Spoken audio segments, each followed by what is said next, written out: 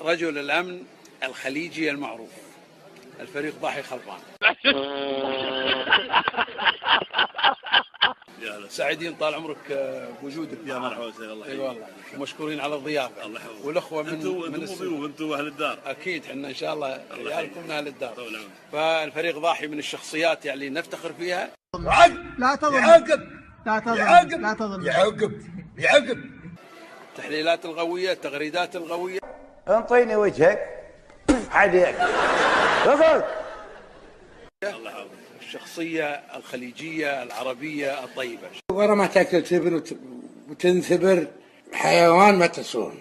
شكرا الفريق. بس انت حقيقه يعني انا شفت لك يعني مقابلات تلفزيونيه. الحقيقه انك انت ما تدعو على كل حد. لا بالعكس. في العصايه، في العصايه عن ابوك ولك كلب شل الصيع.